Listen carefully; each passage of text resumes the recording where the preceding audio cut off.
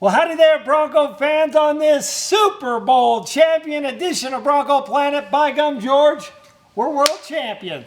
Denver Broncos, world champions. Yeehaw! Oh, man, what a fantastic game. What a fantastic way to say, screw you, rest of the NFL. All you experts that overlooked our Denver Broncos. 70% of the staff of ESPN, George. This is the channel that dedicates themselves to sports experts. And 70% of them, we know Tommy Jackson wasn't one of those, that said this Carolina team is going to blow those Broncos away. This game's over before it started, George. Why are all those experts wrong? And is George, you know why they're wrong? And George right? You know why they're wrong? Why? Because they're offensive minded and Tom Jackson is a defensive guy. That's why. Come on, give me a break. So let's talk about this Bronco game. First of all, what a fantastic city.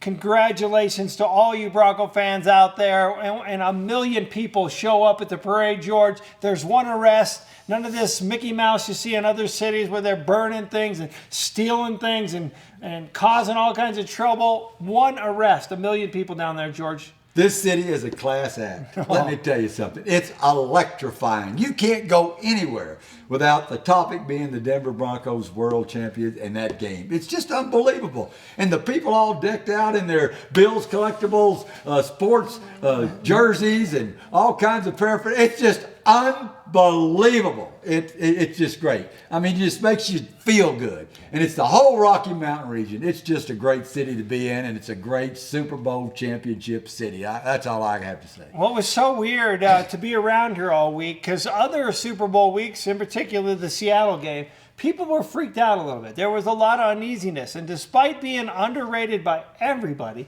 this town felt pretty confident. I mean, everybody thought, hey, nobody's paying attention to us. We appreciated defense all year. The defense carried us. They won so many of these games, and we knew that. We knew it, but everybody else thinks offense. Well, defense wins championships, and we proved it again. It's just unbelievable. What a fantastic job from Wade Phillips. Probably the biggest pickup. We talk about players all the time. Gary Kubiak and John Elway going to get Wade Phillips. I mean, the old man. Now, he wasn't the first choice. Aren't we lucky that Cincinnati wouldn't release their defensive coordinator? I am so glad. I mean, Wade Phillips is going to go down. I mean, this defense compares with the 85 Bears, the Steel Curtain. This defense in a league now that is all offense favored, right? All the penalties, you can't touch them here, you can't do that. Right. And yet they just dominated. Even Tom Jackson saying this defense is better than the Orange Crush. That's a member of the Orange Crush saying that. So kudos, Wade Phillips.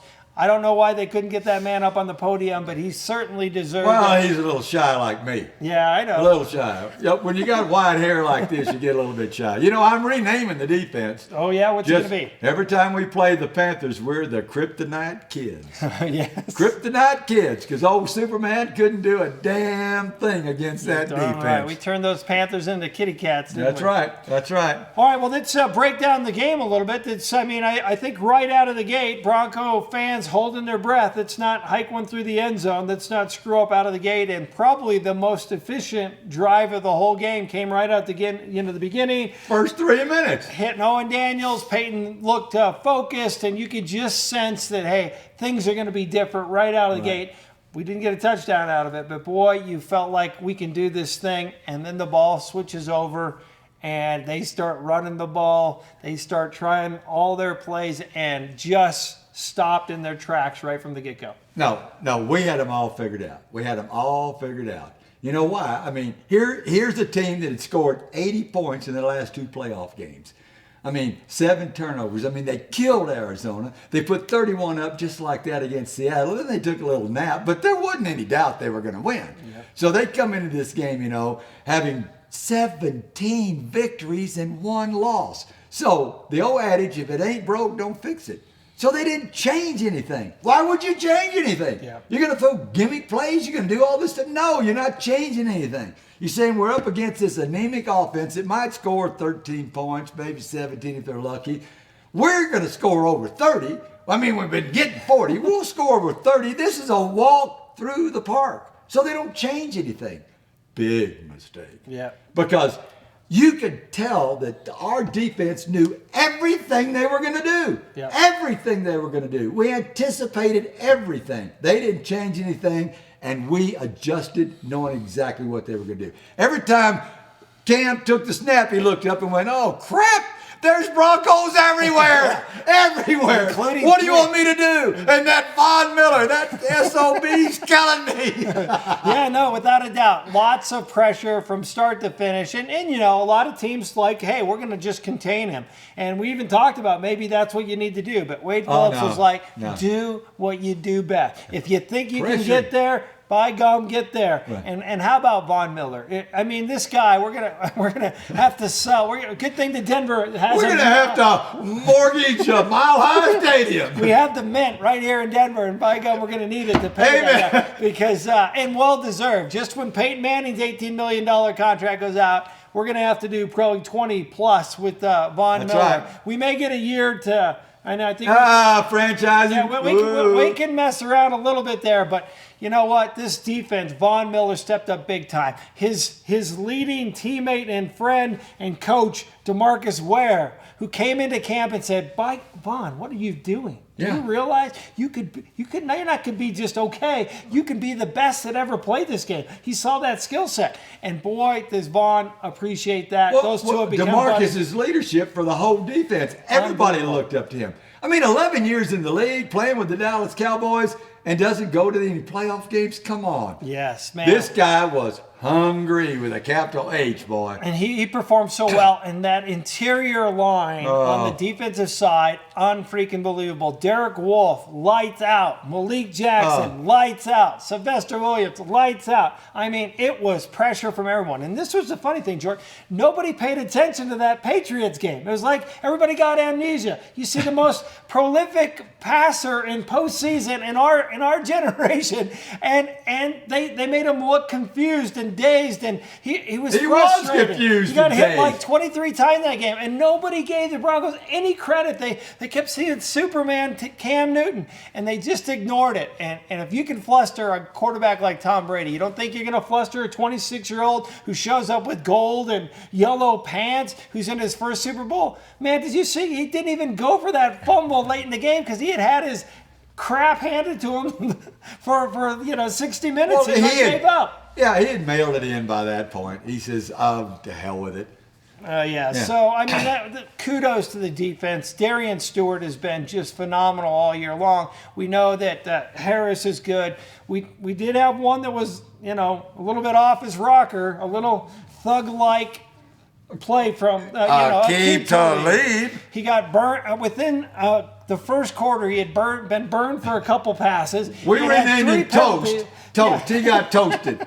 3 penalties, and it's bad when you have a guy like TJ Ward who's like this badass who's on the sideline saying, "Dude, what are you doing?" Settle down. You can just see his look like, "Come on, get it together." So Did you see you grab that guy's face mask? He's going to lose a game at least. He lost $26,000 too. Yeah. Big deal. That's pocket change. But boy, he damn near. I thought I was watching The Exorcist. He turned his head completely around.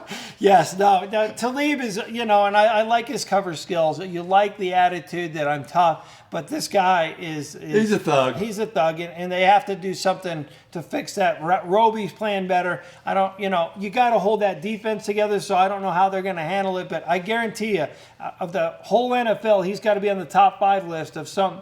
TJ Ward's not far out of that list either on people that the NFL's watching. So right. Talib didn't show up. No surprise. Schofield on the offensive side was just completely terrible. The few times that I did hope that we'd have that storybook, at least get one drive for Manning at the end. Schofield just getting schooled. When he didn't get schooled, Ryan Harris. But it proves to you, if you're John Elway right now. Right. I know you want to sign Brock. We know Peyton's going away. But if Brock comes in demanding $12 million a year, you know what? We have to keep that defense together, because the bottom line is we won a Super Bowl. We dominated. We won the AFC Championship on defense, George. Right. And it really didn't matter. All that talk all year long, Osweiler, Manning, it didn't freaking matter who it was. That offensive line was put together ever since we lost Clady and Tyson Brilo right at the beginning. It was a pieced together offensive line that was probably in the bottom I don't know, third of the whole NFL, Oh, yeah. and some of them the worst in the NFL. So let's keep Malik Jackson in town, please. I want to see. We got some linebackers. We have to. Danny Trevathan, we need him. Brandon Marshall, we need him. All these free agents, we got to thank figure a way goodness. to keep them. We have a Wolf signed already. Right. And so get it done, John. John's never let us down, but you know what? Maybe. But we do have to improve on the offense. Yes. Come on. Yeah, no, but that's a good thing. But you improve We on won the a Super offense Bowl because with pretty- DT's got to step up Yeah. next year. Well, speaking of offense, what was the quarterback rating for Manning? 9.9. It wasn't great. But what makes that okay is that little old Cam was only a 16.9. 16.9. Superman. Yeah, Superman. I mean, not less so than super. 50% completions and 2 sack fumbles. I mean, come on, But Superman. here's why it doesn't matter. If we go back and look at the Super Bowl of John Elway comes in and that, the Green Bay Packer game we're talking about with the helicopter move. John Elway, 12 for 22, 123 yards, 0 touchdowns, 1 interception. Right. Now let's look to Manning's performance in this recent Super Bowl. Right. 13 of 23. Right. One more pass. One more pass. I know, and he completed it. He had 141 yards, which is a little bit more than what Elway had 0 touchdowns and 1 interception. So almost identical. And the only thing different between those two teams, Terrell Davis is really what helped carry that Bronco team. They had a strong defense, don't get me wrong, but nothing like the one we have now. And then just a complete domination. Von Miller earns every dollar that he got, and just a tremendous job on the defensive side of the football. So, and then special teams, George. Oh, well, look, let's break this thing down. Our special team scored 9 points. 9 points. Our offense scored 2 points. That was that 2-point extra point thing. And our defense accounted for 13 points. That's because they sacked and they covered it in the end zone, Von Miller, and then we sacked him late in the game and turned around and ran it in for a touchdown. So defense got 13, offense got 2, and special teams got 9. How about that, Brandon McManus? Yeah. You cannot underestimate how important and valuable he was in the last half of the season. Yeah, without unbelievable. And how about this punt return by Jordan Norwood? Oh, the longest punt return in Super Bowl history. And you know what? What I don't understand is he gets the ball, he breaks free, he's running down there, he's got 4 or 5 blockers right there in front of him. Yeah. And there's nobody between him and the end zone. Why don't the blockers kind of just drop back and let him, pass them? Because they never look behind them. And up comes this guy snaking in between everybody who ain't looking behind him and tackles him. Yeah, I think Shaq Barrett might have missed that one. So Yeah. I'm assuming when you said special team score, are you talking about that setup as a part of the offensive score? Or what? No, special teams are the 3 field goals. I got it. Those I'm are with you. that's special teams. That's 3 field goals right there. All right, I got it. So we outplayed them on special teams. Hey, they missed a field goal. You know how much that hurts in a Super Bowl to hit the upright. That hurts in a Super Bowl. Deep down in, you say, oh, that's going to come back and haunt us. That's right. Yeah, anytime a mistake like that happens. And it haunted them. And Kayvon Webster and Latimer, unfreaking believable the last half of the season, getting down the field. So just complete, perfection across the board by the Denver Broncos. And you know what? On the offensive side, we can't ignore C.J. Anderson. Yeah. C.J. Anderson has played just outstanding. I don't see us re-signing Ronnie Hillman. I think he's a free agent. C.J. Anderson. He had 0 yards. Jawan Thompson, I think, is a great backup, and we may pick up someone in the draft coming up in the Free middle. agent. Yeah, We'll get a free agent. We'll get somebody. And Emmanuel Sanders, boy, how awesome He is this guy? our offensive MVP receiver this year. No question. No question. The guy, he ought to have DT's salary, and DT ought to have his salary. Yeah. Simple as DT that. could just not get it together this year, and I don't know if it was the whole situation with his mom. Shame on the wide receiver coach for not being able to get his head turned around. But another performance whatever. by DT. But who cares? Yeah, I know. Who cares? Who DT's cares? He's carried us before. We won. I mean, if you're looking for one adjective to describe the game, that adjective, it was perfect. Perfect. Final score, 24-10. Yeah. They scored 10 points. 10 points.